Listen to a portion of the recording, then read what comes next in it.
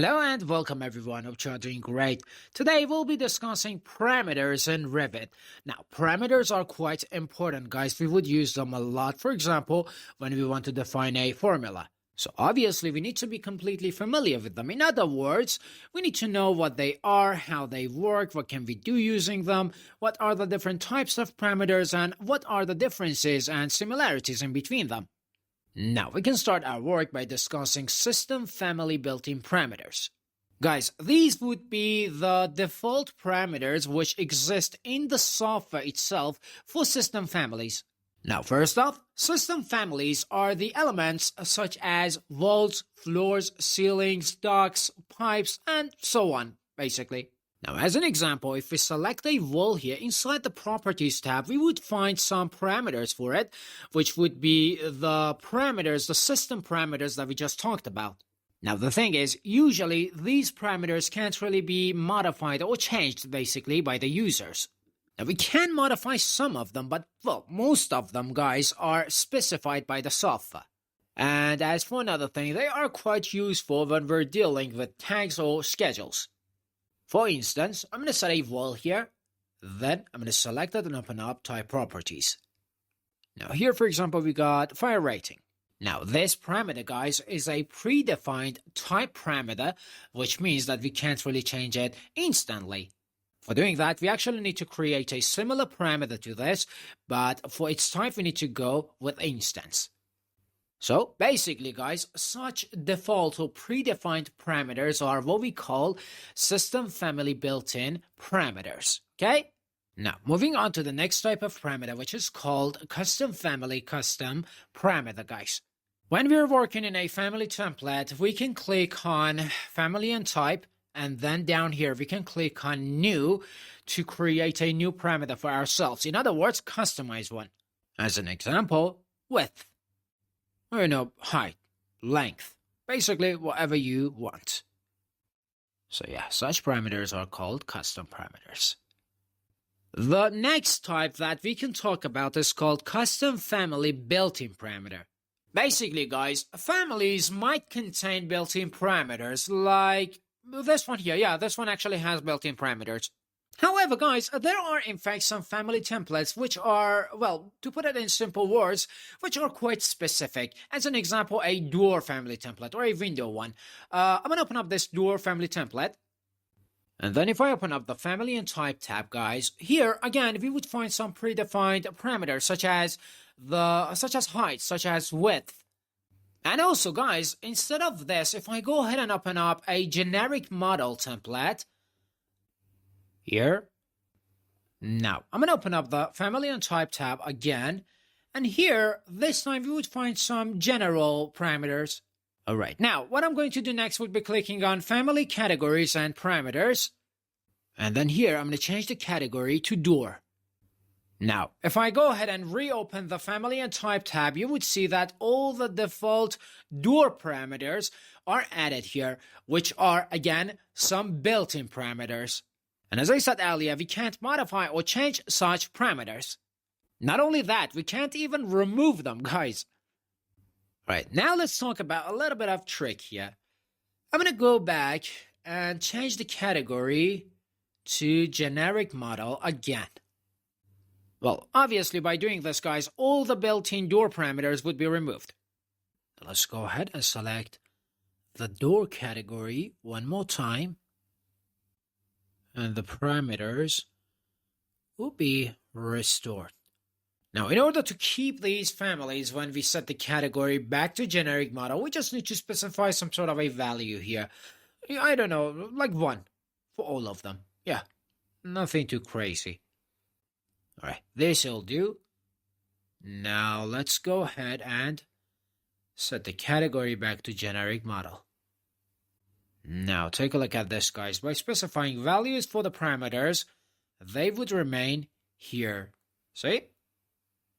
Alright, guys, so basically this would be another type of parameter that we have in Revit software.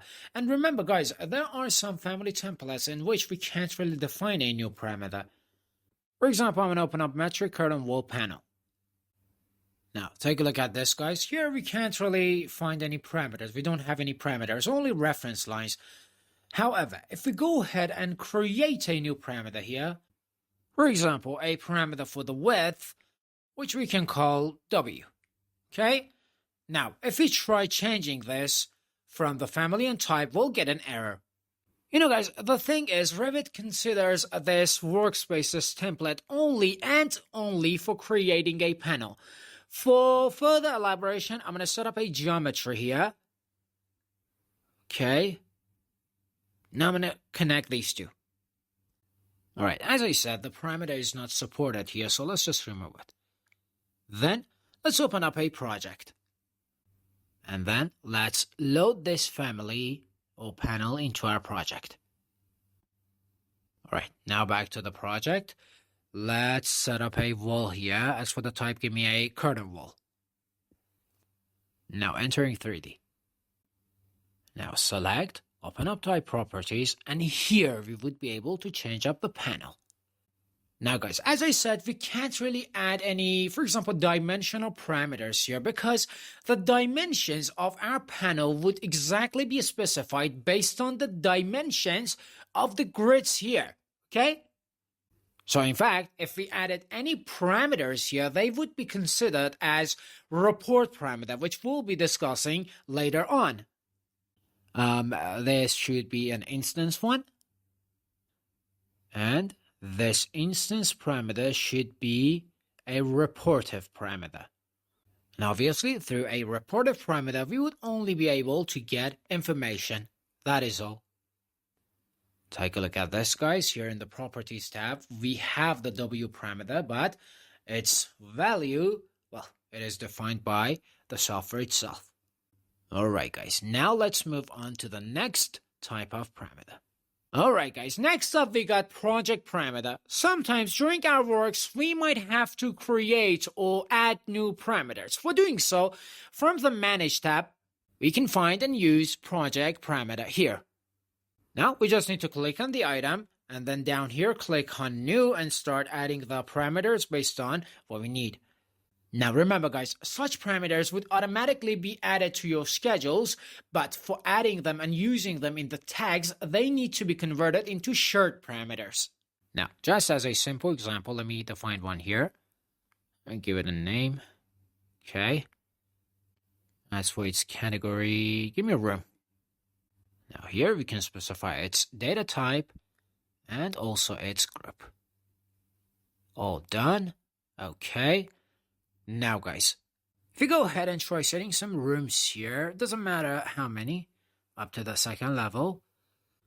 And try setting some rooms to the second level. Set this on 0. Now if we try selecting any of these rooms, guys, we would be able to find the parameter that we just created. And well, obviously, we would be able to work with this parameter, for example, to control the height of our ceiling. Okay? So, these would be project parameters. The next type of parameter, guys, is actually very important. It is called shared parameter. For discussing it, I'm going to go back to this template again. Or, you know, let's just stay in the project template. Now, give me columns. Vertical, load. Let's see what we have in the structural columns folder. Concrete. Let's just go with this. Now let's set all of these columns here. Now select them all from the first level all the way to the second. Base 0. Now select these two and change their type. Now let's do the same for these. And the rest are good. Now we got a couple of dimensional parameters for all of these columns, B and H. For example, let's say for this type, I'm going to go with 800 by 650. Okay, now, take a look at this. The point here is, guys, if we go ahead and create a schedule here, schedule quantities for structural columns. The point that I want to discuss here is the fact that we can't find these two-dimensional parameters. There's no B, no H. In other words, we can't use them in schedules or tags. Now, I'm going to select this and enter its edit family. Now, entering the plan, there's the parameter. Now, guys, if we want to be able to use such parameters inside our schedules or tags, we need to convert them into shared parameters. Take a look at this. Up here it says family parameters cannot appear in schedules or tags. Through using them, we would only be able to control a geometry. However, this is not going to be the case if we select shared parameter up here. To put this in more simple words, guys, you would basically need a shared parameter whenever you need a parameter to be mentioned in a schedule or in a tag, or when you want to create an output based on that parameter for another software or another database. Right, let's go back to this tab and move on to the next type of parameter that we got. As for number 6, we got global parameters. First off, this type of parameter was added to Revit in the 2017 version. Now, such parameters are useful in project templates. And by the way, guys, prior to the 2017 version of the software, we weren't able to define parameters in project templates. But well, since then, if we enter the Manage tab, we would be able to find an item called Global Parameter. And to put this simply, now we are able to define some specific formula or parameters in the project templates. To give you an example, I'm going to set some doors in these rooms. Okay. Now, I'm going to try setting some dimensions here. Okay. Based on wall face, actually. I'll be modifying their courses later on. Okay. Now flip this course. Now, if I select these dimensions, up here we would find an item called Label. I'm going to click on it. Now, here we can define a name, let's say door distance. Now, by doing this, guys, these dimensions would in fact become global parameters, which means that from this tab, we would be able to control them. For example, let's say I want like 10 cm of gap in between all the doors and the core wall, or 500 millimeters. By the way, guys, we would also be able to define formulas for these. In that case, these would be converted into constraints. And well, we would be able to display the specified formula as well. Okay, let me set this back. Now, these dimensions might make the viewports crowded, so I'm going to select them and remove them. However, guys, make sure that their constraints won't be removed. Just remove them from the viewport. That's it. See, in fact, they are still exist. And we're still able to work with them and control them. Now, let's try working on another example regarding this whole thing. I'm going to go ahead and what can I do, sorry. I'm going to select ceiling here. So the type grid 60 by 60. Now, guys, let's say we want these ceilings to have, well, different heights to them, okay? So, in fact, what I'm going to do would be opening global parameters, sorry.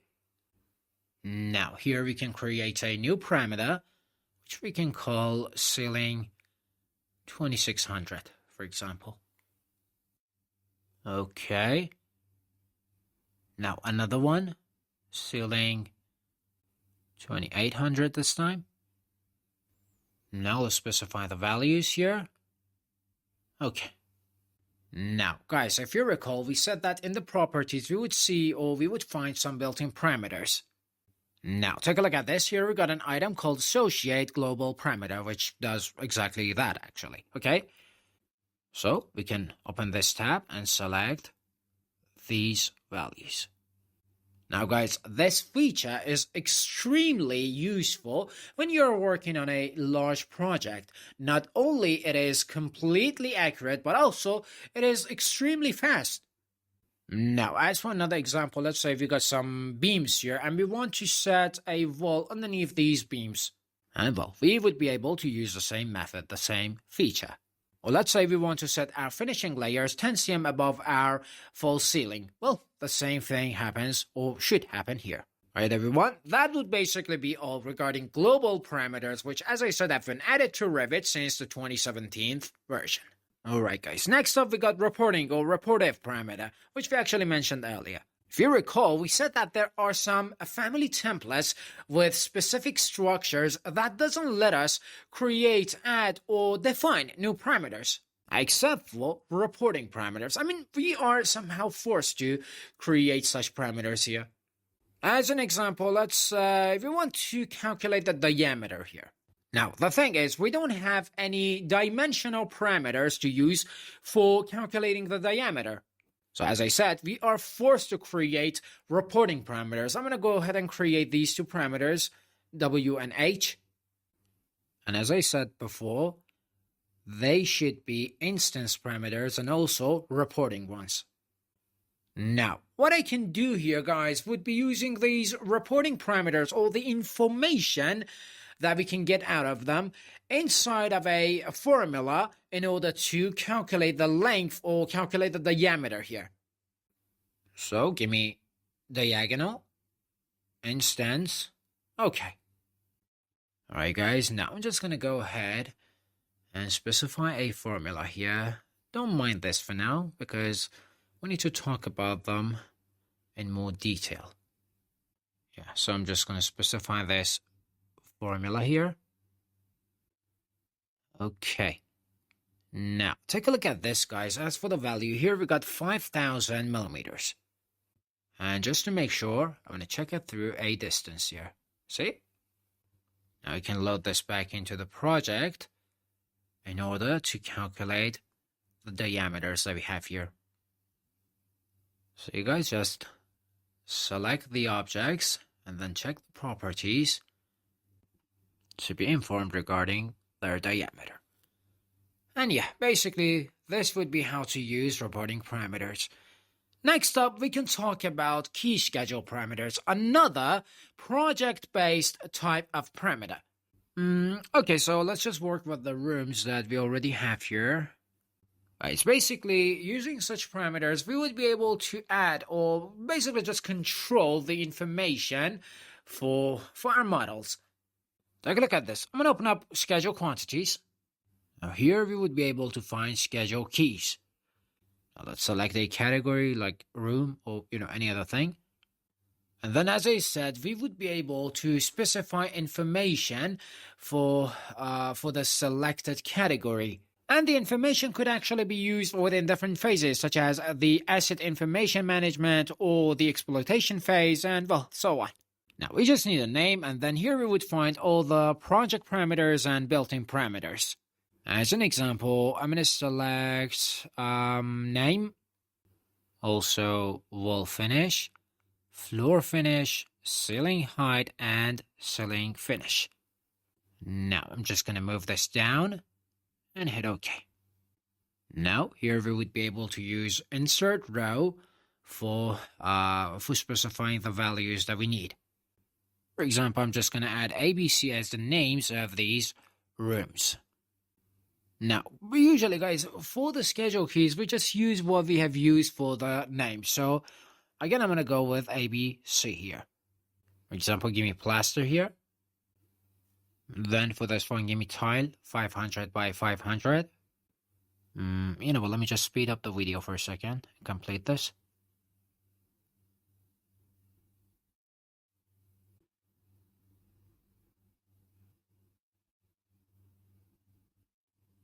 Alright guys, now if I go back to my plan and select any of these rooms, here I would be able to find room style containing, for example, information regarding the room A. And the information here would be read only, which means that to modify them, we need to go back to our schedule keys. And yeah, the same goes for the rest of the rooms. And as for another thing, guys, we are able to use some plugins for transferring this information into Excel for applying further modifications or basically further usage. And remember, guys, this is another type of parameter that could be quite useful in a large project. Alright, guys, I guess we are done here. Oh, sorry, we just forgot about calculated value. So let's just talk about this now. This is a useful feature that could be used in both project templates and family templates. As an example, let's say we're trying to create a schedule within a project template, and it could be for any kind of category. For example, let's go with a wall here. Now, take a look at this, guys. Here we got an item called add calculated parameter. Basically, these are the parameters that we would use for calculations or within calculations and equations. As an example, let me try adding some parameters here. Okay. I guess these will do. Now, here, let me add a value for the cost here, 25, for all of them. Now, guys, let's say I want to calculate the total cost based on the area. Now, first off, guys, first off, we need to go ahead and define such a parameter from here. Okay, for its type, I'm going to go with currency. Now for its formula. I'm going to open up this parenthesis and multiply area with my cost. And then close down the parenthesis at the end. Now divide the whole thing by 1. I can just hit OK and be sure that our total cost would be specified exactly based on the formula that we just created. And by the way, the formula would automatically be affected by any changes that we would apply to the values here. Let me activate the tile view.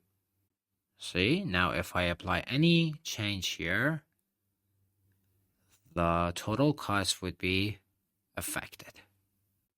Alright guys, so this is how you can use a calculated value or calculated parameter inside a project template, and we can actually use it within a family template as well, as I said. Let me try giving you an example on this as well. I'm going to try setting some tags for my doors.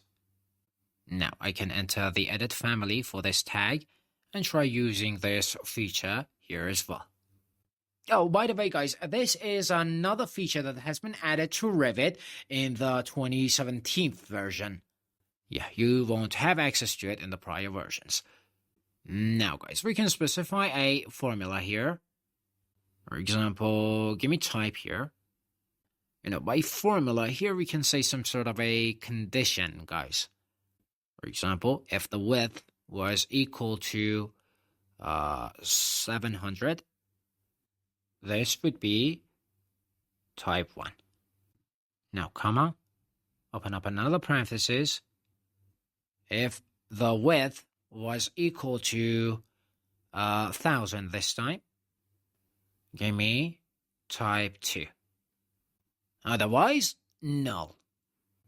By the way, guys, just focus on the function here, because later on we'll be having a full discussion regarding all of these concepts. Okay, let me see what's the problem here. Oh, I need a double quotation here because this is a text. Okay, this will be added here now. Now I can load this back into my project and my tags would be specified accordingly.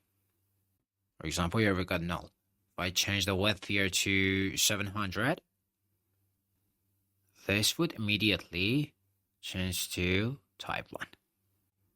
Now select this again, this time 1,000, and here we go, type 2. As for another thing, guys, we can, for example, use these when we are dealing with the symbols for the elevation codes, talking about the plus symbols, plus minus symbols, because the minus symbol would automatically be set. For example, if the elevation code was equal to 0, give us a plus minus symbol. If it was larger than 0, give us a plus symbol. And for minus ones, we don't need anything because, as I said, they would automatically be set. Alright guys, that would basically be all regarding all the different types of parameters that we have in Revit software. Hope you all enjoyed our today's video. Don't forget to practice. Until next time, goodbye and good luck.